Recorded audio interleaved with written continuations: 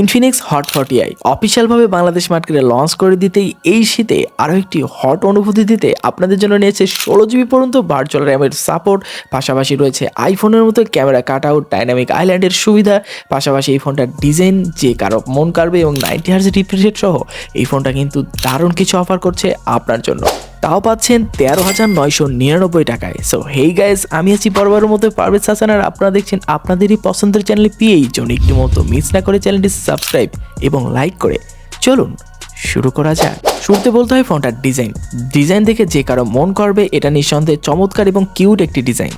এছাড়া ফোনটার পিছন দিকে দেখবেন 3টা ক্যামেরা মডিউল এবং 3টা ক্যামেরা মডিউল দেখতে একদম আইফোনের মতো লাগে এবং পিছন দিকে body frame totally plastic, but plastic সত্ত্বেও এতটা চিপ দেখায় না, মোটামুটি অ্যাভারেজ রাখা যায়। এছাড়াও ফ্রন্ট সাইডে দেখবেন 5 হল কাটআউটের মাধ্যমে একটা বড়সড় ডিসপ্লে যেখানে 90Hz রিফ্রেশ রেট। এছাড়াও ফোনটার বডিটা প্লাস বক্সি টাইপ ডিজাইন হওয়ার কারণে ইনহ্যান্স ফিল মোটামুটি ভালো ছিল।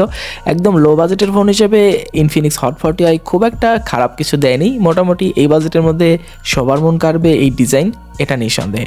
পাশাপাশি ফোনটার পোর্টস এন্ড বাটন সেকশনে সকল রকমের পোর্টস এন্ড বাটন দেখতে পাবেন, 3.5mm headphone jack, type C port, এছাড়াও রয়েছে বটন 5 স্পিকার এবং সাইডে দেখবেন সাইড মাউন্টেড ফিঙ্গারপ্রিন্ট সেন্সর সহ উপরের দিকে volume up down button. So মোটামুটি পোর্টস এন্ড বাটন সেকশনের সকল কিছুই দেখাই পাবেন। এবার আসা যাক ফোনটার ডিসপ্লে নিয়ে। ডিসপ্লেতে রয়েছে 6.56 ইঞ্চির একটি HD+ রেজুলেশন ডিসপ্লে, যেখানে রেজুলেশন হিসেবে রয়েছে 720x1612 পিক্সেল এবং এখানে 269 পর্যন্ত PPI ডেনসিটি রয়েছে। এটা মোটামুটি অ্যাভারেজ রাখা যায় এবং রেজুলেশনের ঘাটতি একটু চোখে পড়বে যেহেতু এটার একটি HD+ রেজুলেশন। সো এক্ষেত্রে যদি ফুল HD+ রেজুলেশন থাকতো একদম সোনায় সোহাগা হতে পারতো। এছাড়াও ফোনটাতে 90Hz রিফ্রেশ রেট রয়েছে এবং 480 নিট পর্যন্ত পিক ব্রাইটনেস রয়েছে। সেক্ষেত্রে আপনি যদি ডাইরেক্ট সানলাইটেও এই ফোনটা দেখতে চান ভিজিবিলিটি, সেক্ষেত্রে দেখতে পাবেন, বাট রেজুলেশনের ঘাটতি কিন্তু খুব চোখে পড়বে, এটা নিঃসন্দেহে।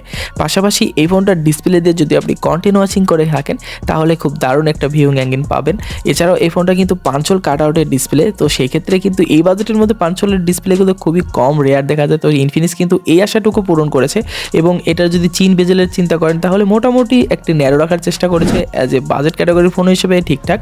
আর আপনি যদি ভিউইং অ্যাঙ্গেলগুলো দেখেন তাহলে মোটামুটি কাভারেজ করতে পারে, অ্যাঙ্গেলগুলো খুব একটা মিসম্যাচ করে না বা কালার ডিস্ট্রিবিউশনটা খুব একটা খারাপ না, মোটামুটি অ্যাভারেজ রাখা যায় এই ফোনটার display section.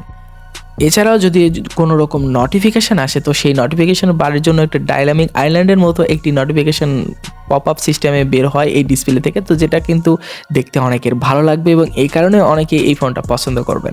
Infinix hot 40i এই ফোনটার ডিসপ্লে নিয়ে আপনি মোটামুটি সন্তুষ্ট থাকবেন। 5 হল কাট আউটের ডিসপ্লে, 90Hz রিফ্রেশ রেটের কারণে এই ফোনটার ডিসপ্লে কিন্তু খুবই স্মুথ এবং বাটার একটা ফিল পাওয়া যাচ্ছিল। তো মোটামুটি এই বাজেটের মধ্যে যারা লো বাজেটের কাস্টমার রয়েছেন তারা অ্যাকচুয়ালি স্যাটিসফাই থাকার কথা এই ফোনটার ডিসপ্লে নিয়ে। এবার আসা যাক ফোনটার পারফরমেন্স সেকশনে কথা বলতে গেলে অ্যান্ড্রয়েড 13 ভার্সন পাচ্ছেন আউট অফ দ্য বক্স এবং ব্যাকএন্ডে রয়েছে XOS 13 ভার্সন। ইনফিনিক্সের UI আগের চাইতে একটু ইমপ্রুভ করার চেষ্টা করছে এবং কিছু সময় দেখা যায় যে আনওয়ান্টেড কিছু অ্যাপস রয়েছে যেগুলো আমাদের প্রয়োজন নেই সেটাও দিয়ে রাখছে, তো সেটা কিন্তু আসলে আবার পরবর্তীতে ডিলিট করাও যাচ্ছিল। এই ফোনটার চিপসেট হিসেবে রয়েছে ইউনিএসওসির একটি T606 এর মতো একটি মোটামুটি অ্যাভারেজ কাতারের একটি প্রসেসর, যেটা 1.6 গিয়ার রয়েছে আপ টু ক্লক স্পিড। মোটামুটি এই বাজেটের মধ্যে ঠিকঠাক ছিল, বাট এর ক্ষেত্রে যদি মিডিয়াটেকের G80 বা G85 প্রসেসর দেখতে পারতাম তাহলে একদম সোনায় সোহাগা হতে পারত এই ফোনটার মানে বাজেট অনুযায়ী। এছাড়াও এই ফোনটাতে কিন্তু আপনি প্রায় 2.5 লক্ষর কাছাকাছি এনতুতু বেঞ্চমার্ক রয়েছে। আসলে এনতুতু বেঞ্চমার্ক দেখে আসলে ফোনটার পারফরমেন্স মহামারী কিছু না এবং যারা গেমিং এক্সপেকটেশন করছেন অনেক কিছু, তো সেক্ষেত্রে এখানে কিন্তু গেমিং পারপাসে খুব একটা বেশি মহামারী কিছু পাবেন না।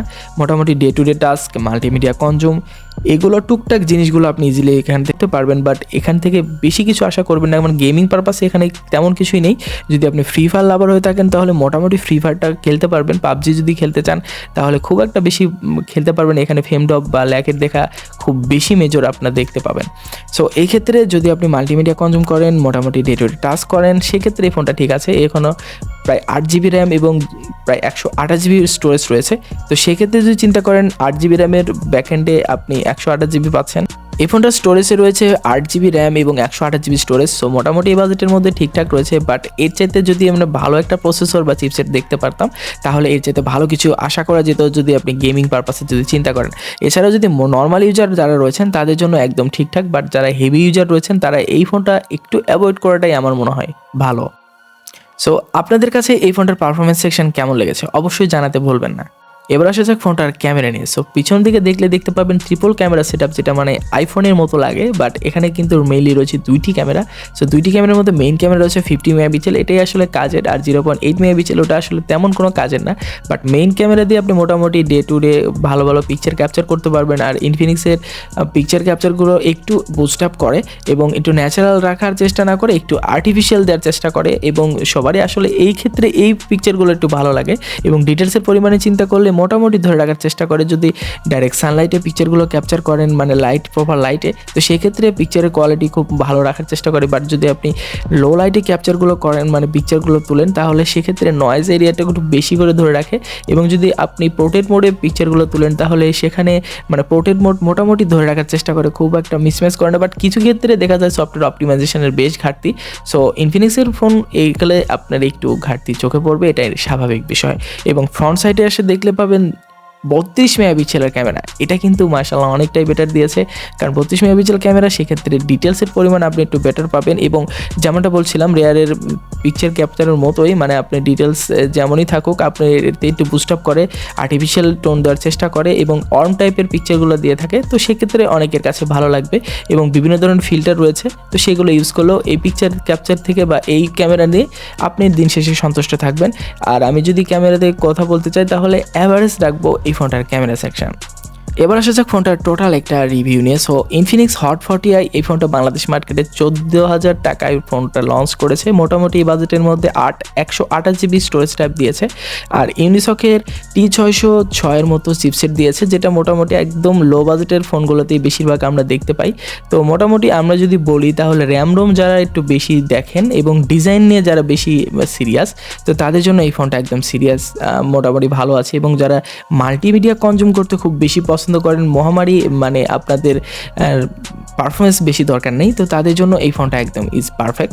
বাট যারা পারফরমেন্স নিয়ে খুব সিরিয়াস, 14-15 হাজার টাকার মধ্যে মোটামুটি গেমিং করতে যাচ্ছেন, তারা এই ফোনটা একদম দূরে রাখবেন, কারণ এই ফোনটা মোটাও গেমিং ডিভাইস নয়। সো যারা মোটামুটি multimedia consume, day to day task মানে এগুলো করতে চাচ্ছেন, টুকটাক ইউজ, তাদের জন্য এই ফোনটা ইজ পারফেক্ট। এবং ডিজাইন যারা আইফোনের মতো চাচ্ছেন, তাদের জন্য ঠিকঠাক। সো এই ক্ষেত্রে যদি আপনি চিন্তা করেন যে এর অল্টারনেটিভ কোনো ফোন আছে কিনা, হ্যাঁ ইয়েস, এই 14-15 হাজার টাকার মধ্যে অন্যান্য ফোন আপনি চাইলে খুঁজে দেখতে পারেন। তো আজকের মতো এই পর্যন্ত, দেখা হচ্ছে নতুন কোনো ভিডিওতে। সে পর্যন্ত আমাদের সাথে থাকুন, এবং এরকম নিত্য নতুন আপগ্রেড ভিডিও পেতে হলে আমাদের চ্যানেলটি সাবস্ক্রাইব মাস্ট করে দেবেন। এবং ভিডিওটি ভালো লাগলে অবশ্যই লাইক করতে ভুলবেন না, এবং বন্ধুদের মধ্যে শেয়ার করতে কখনোই ভুলবেন না। আল্লাহ হাফেজ।